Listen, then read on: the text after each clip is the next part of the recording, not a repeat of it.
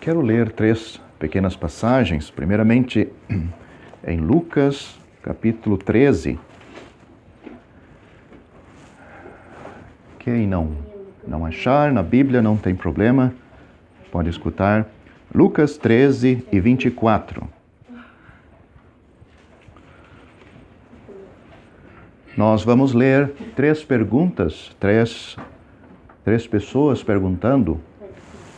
3 perguntas que vêm do ser humano sobre a salvação, e vemos as 3 respostas divinas quanto ao assunto.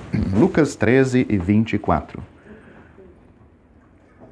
Vamos ler versículo 23, aliás. 13 e 23. E disse-lhe um: Senhor, são poucos os que se salvam? E ele lhe respondeu: Porfiai, ou se esforçai por entrar pela porta estreita, porque eu vos digo que muitos procurarão entrar e não poderão.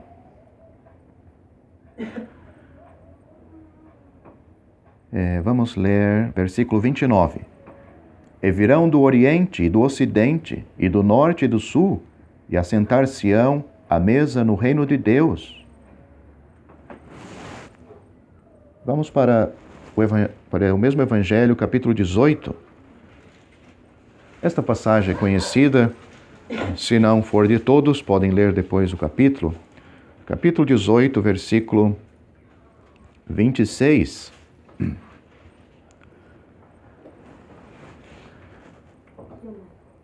E os que ouviram isso disseram: Logo, quem pode salvar-se? Mas ele, o Senhor Jesus, respondeu: As coisas que são impossíveis aos homens são possíveis a Deus. Versículo 29. E ele lhes disse, vamos ler o 28. E disse Pedro: Eis que nós deixamos tudo e te seguimos.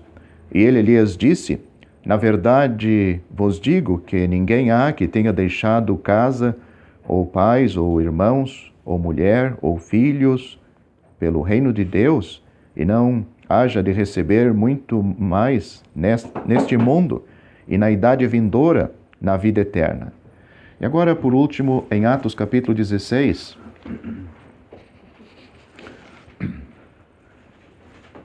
versículo 30. Temos aqui a história do carcereiro, e vemos a pergunta sobre a salvação na boca deste homem. Atos, capítulo 16, versículo 30. E tirando-os para fora, disse: Senhores, que é necessário que eu faça para me salvar? E eles disseram: Crê no Senhor Jesus Cristo, e serás salvo, tu e a tua casa. Só isto que vamos ler. Então, os amigos devem ter observado, existem 3 perguntas de pessoas com finalidades bem diferentes uma das outras. Nós temos esta primeira pergunta feita por este homem, se são poucos os que se salvam, e a resposta divina, a resposta da própria boca do Senhor sobre esta pergunta do homem. Depois nós vemos que esta primeira pergunta, vem de uma pessoa curiosa, simplesmente curiosidade. Mas vemos a resposta divina, uma resposta espiritual, que levou este homem a pensar sobre o assunto da salvação. Depois nós temos mais adiante na história daquele mancebo de qualidade, aquele homem rico. O assunto está envolvido lá. Os discípulos estão perguntando: então, quem pode salvar-se? Quem? Uma incredulidade. Quem é que pode ser salvo? E vemos também a resposta divina na própria boca do Senhor Jesus, afirmando: o que é impossível aos homens é possível para Deus. E tudo que é impossível, as coisas que são impossíveis aos homens, é possível para Deus. E no assunto da salvação, Deus tem a resposta e a salvação também. E por último, nós temos a pergunta na boca daquele carcereiro, realmente compreendendo a sua necessidade desta salvação divina. E a sua pergunta é: aonde ele pode encontrar o descanso para a sua alma? Aonde ele pode encontrar a salvação? O que é necessário que ele faz para ser salvo? Vemos a resposta divina também na boca daqueles discípulos do Senhor, Paulo e Silas. Apontaram Cristo e a fé nele. Vamos pensar nestes assuntos, nestes minutos que restam. Por toda a Bíblia, desde o início, desde que o pecado entrou no mundo, até a última página deste livro sagrado, nós encontramos o assunto da salvação. É o assunto primordial da Bíblia. A salvação de Deus está apontando, é um plano divino, mas mostra também a necessidade humana, porque ninguém precisa de salvação se não há uma necessidade. E nós vemos que Deus apresenta não só o problema, a nossa necessidade, mas também que a salvação vem dele, a salvação vem do Senhor. E é isto que Deus vem desenvolvendo por cada parte da Bíblia, livro após livros, até chegar a seu Filho, aonde ele apresenta: aí está o Salvador do mundo. Foi isso que disseram quando ele chegou neste mundo, por boca de pessoas que viram ele, receberam a salvação dele. Também o anjo anunciou. Já no Antigo Testamento, Deus anunciou, mas o anjo anunciou para José, o noivo de Maria e depois esposo, que ele, Jesus, ele salvaria o povo do seu pecado. Então, este livro tem vários outros assuntos, mas este é o principal assunto, porque sem a salvação, os outros assuntos não vai ter nenhum valor, na realidade, para a pessoa. Mas vamos pensar nestas três perguntas. Primeiramente, vamos pensar neste homem, chegando-se para o Senhor, só com curiosidade, vendo talvez alguns discípulos e algumas pessoas acompanhando o Senhor, e nós notamos na pergunta dele que ele sabia que o Senhor Jesus tratava do assunto da salvação, né?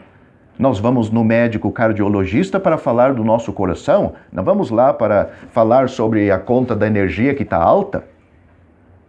Nós vamos no médico cardiologista porque nós queremos. Então, a mesma coisa.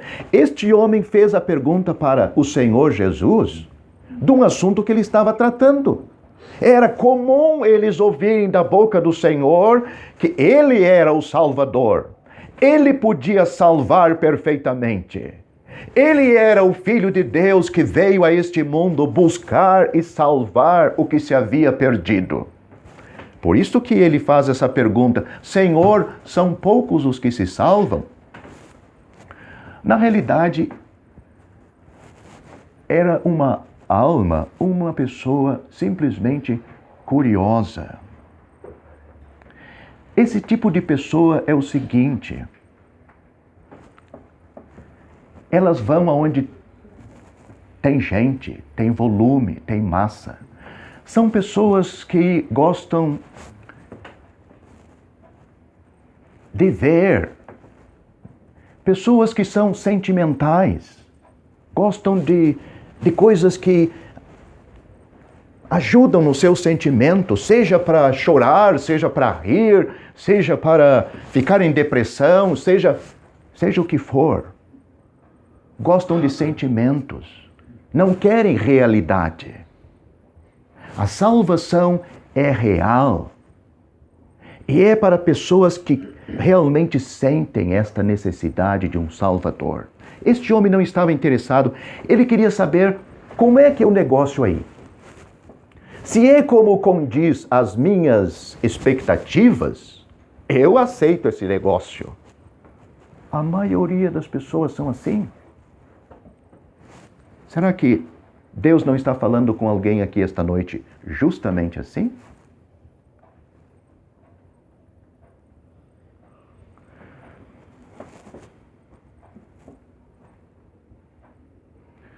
O Senhor deu uma resposta para ele diferente.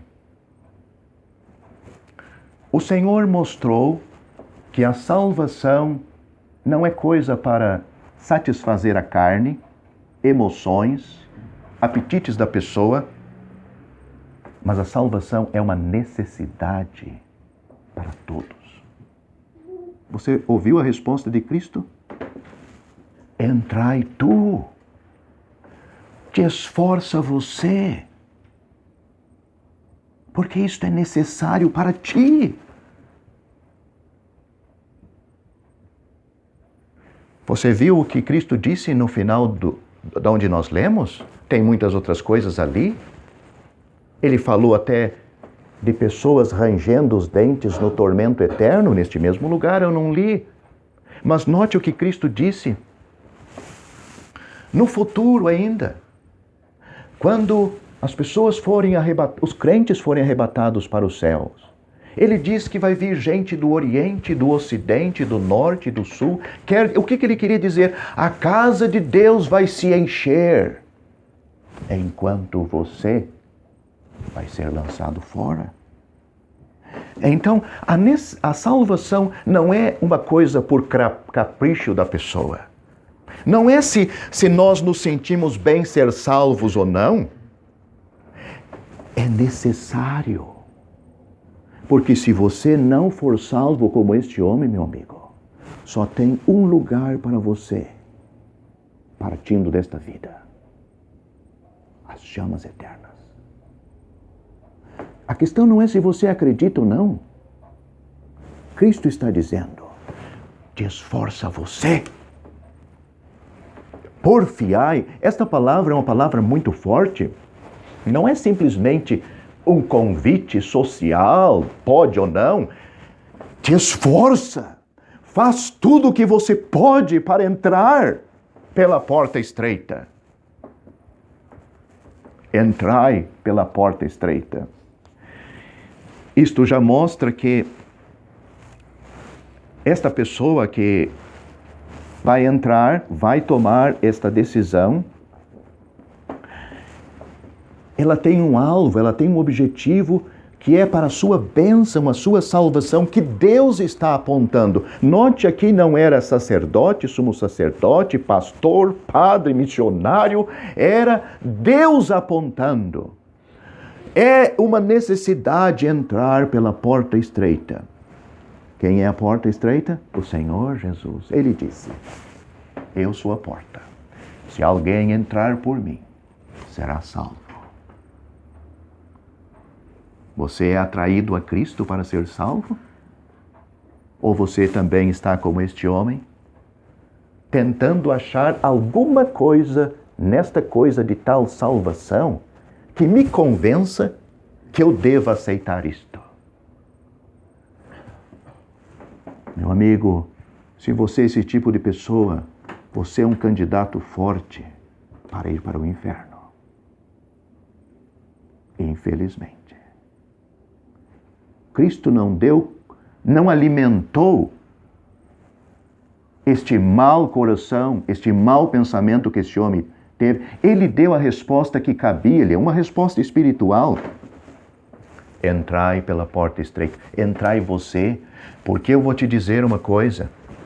Vai vir gente de todos os lados. O céu vai se encher com você ou sem você. A segunda pergunta. Então, quem pode salvar-se? O Senhor conduziu o assunto de um certo homem lá, naquela leitura, que os discípulos ficaram perguntando: a salvação é impossível aos homens. Esta foi a conclusão.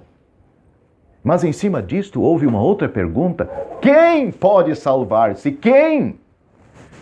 O Senhor Jesus respondeu a pergunta humana, resposta divina. A resposta foi: As coisas que são impossíveis aos homens são possíveis a Deus.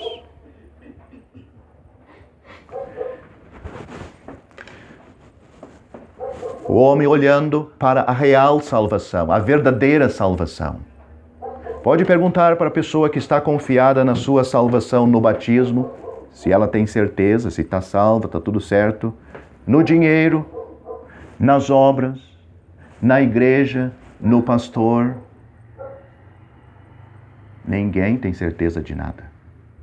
E pode fazer seminário, pode ser um padre, pode ser um pastor, pode ser o Papa, mesmo estudou a Bíblia, estudou grego, hebraico e aramaico.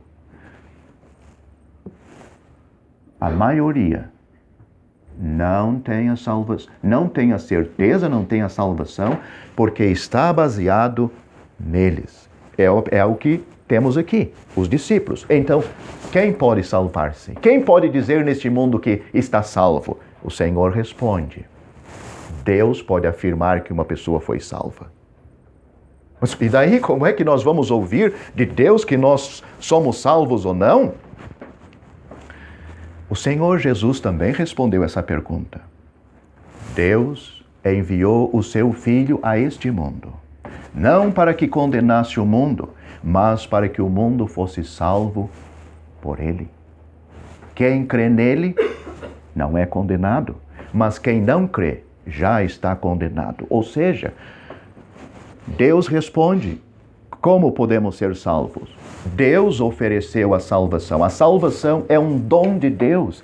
Por isso que Cristo está dizendo, o que era impossível aos homens de encontrar a salvação, Deus deu a salvação para nós. Pela graça sois salvos, por meio da fé. Isto não vem de vós, é um dom de Deus. Não vem das obras, para que ninguém se glorie. Aqui está a resposta. Note mais uma coisa. Pedro disse, eis que nós deixamos tudo e te seguimos.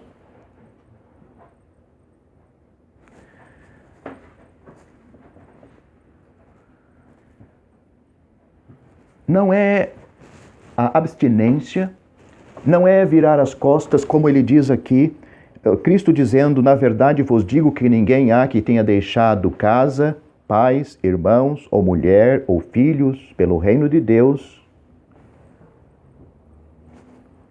Não é o fato de deixar essas coisas que a pessoa foi salva. Essas coisas estavam impedindo elas de aceitar o Salvador. Porque se fosse estas coisas, o ser humano pode fazer. Mas ele diz que é Deus que salva. Pedro também disse que nós deixamos tudo e te seguimos, mas eles mesmos estavam dizendo, quem poderá salvar-se? Se fosse por eles ter deixado tudo, Pedro podia dizer, não, nós já somos salvos porque nós deixamos tudo. Mas Pedro mesmo sabia, a minha salvação não foi porque eu deixei, mas porque ele me salvou. Nós lemos aqui o que segura as pessoas. Lá naquele primeiro homem, era coisas, caprichos interiores. Aqui nós vemos coisas exteriores, casas, ou casa, né? Bens materiais. Depois nós lemos aqui os pais, pessoas que estão bem perto. Não, o meu pai, ele é dessa religião, ele não tem certeza da salvação, e ele faz assim, e sempre faz assim. Eu tenho que continuar assim. Mesmo que Deus diz que isto não leva você para o céu e está levando você para o inferno, você vai continuar assim? Não, diz aqui que essas pessoas deixaram bens materiais que seguravam e prendiam o seu coração, afastavam eles da salvação. A religião dos pais também não significa que eles abandonaram os pais, mas os pensamentos, os ensinamentos. Nós vemos aqui os irmãos. Os irmãos gostam de beber, de festinha, e de farra, e de folia, e de jogo, e de entretenimento. E meu irmão também faz isto, e meus irmãos também. Aí você vai perder a sua alma porque teu irmão faz isto e teus parentes também? Você não tem força? Pedro disse, nós deixamos tudo e te seguimos? Note mais, mulher. Ou pode ser o marido, né? Mas como o caso aqui era um homem que estava sendo tratado, está falando da mulher. A mulher não quer. Tu vai para o mesmo lugar que ela? E tem mais, os filhos. Pois é, hoje a juventude ninguém segura, se só eu ser salvo, essas crianças aí não. Lembra-te do primeiro ensinamento sobre o assunto da salvação? Te esforça tu. A salvação é necessário. É necessário para você, meu amigo, necessário para mim. E aqui nós temos a resposta divina. Só em Deus existe a nossa salvação.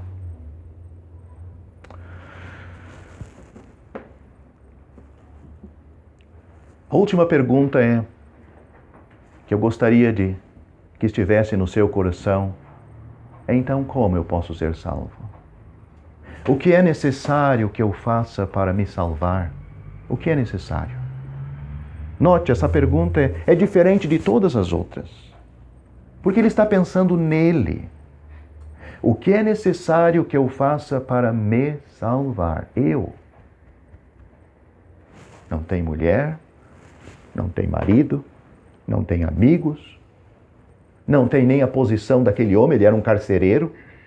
Eu, crente, agora vou ter um carcereiro trabalhando na prisão, os outros policiais aí, soldados. Não. O que é necessário que eu faça para me salvar? A resposta divina foi e é ainda hoje: crê no Senhor Jesus Cristo e você será salvo. A salvação, meu amigo, é um envolvimento pessoal de você mesmo, espiritual, com Deus, com o Filho de Deus. Porque Ele sozinho, Ele levou em seu corpo, no corpo dele, os teus pecados sobre aquele madeiro. E Cristo, Ele padeceu pelos pecados uma única vez. O justo, por você o injusto, para te levar a Deus. E Ele foi ferido lá naquela cruz pelas nossas transgressões e moído pelas nossas iniquidades. É por isso que a Bíblia hoje pode dizer: crê. Crê que naquela obra e naquela pessoa tem valor. Descansa nele, com todo o peso dos teus pecados. O carcereiro não duvidou. Ele foi salvo aquela noite. Na sequência da leitura, vemos que depois ele lavou as costas de Paulo e Silas, que apanharam e estavam na prisão por causa deste evangelho maravilhoso. O homem se salvou. Será que você também não pode ser salvo aí hoje? A salvação não é coisa para deixar para resolver em casa, não. Outras coisas você pode fazer e talvez não consiga fazer. Mas salvação, a Bíblia diz: eis aqui agora o tempo aceitável. Eis aqui agora, note a palavra agora. Eis aqui agora o dia da salvação. Não tem salvação para amanhã, nem para as 11 horas, nem para as 9 horas que faltam 4 minutos. Não tem. Ou você crê agora, ou o destino da sua alma estará simplesmente no fato: ou você vai estar vivo, ou você vai estar morto.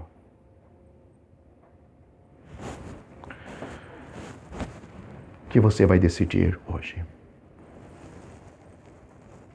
Tem alguma dúvida? Dúvida do Salvador?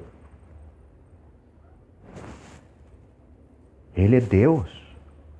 Você não está vendo Ele, mas a Bíblia não diz para você ver e nem sentir. A Bíblia diz para você crer.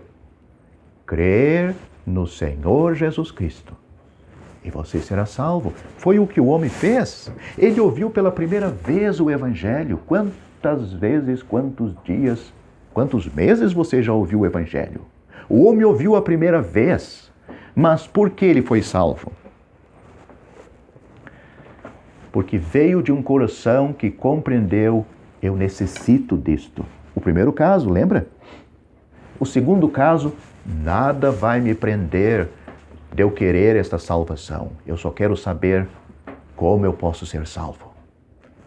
A resposta divina foi: crê no Senhor Jesus Cristo e você será salvo. O homem creu, confiou em Cristo. Naquele que Paulo e Silas apresentaram para ele, é o mesmo que nós estamos apresentando para você. A este, meu amigo, a Cristo, dão testemunho todos os profetas, de que todos os que nele creem receberão o perdão dos pecados pelo seu nome. Você pode crer de todo o coração, aí onde você está sentado. Não volte para decidir esse assunto em sua casa. E não converse nem com você para decidir o assunto. Porque talvez tenha alguém dentro de você que goste muito de como está seguindo a vida. Mas, meu amigo, você vai terminar sem a salvação no inferno. Você não vai poder dizer que Deus não lhe amou, não havia salvação para você, Deus não deu oportunidade, você nunca recebeu uma explicação de como podia ser salvo. Decida hoje. É um assunto muito sério, meu amigo. Muito sério. Eu deixo o assunto com você. Eu não posso decidir por você. A minha decisão eu já fiz. Há mais ou menos 30 anos atrás. Você pode decidir por você hoje. Não descanse enquanto você não tem essa salvação. Crê no Senhor Jesus Cristo e você será salvo.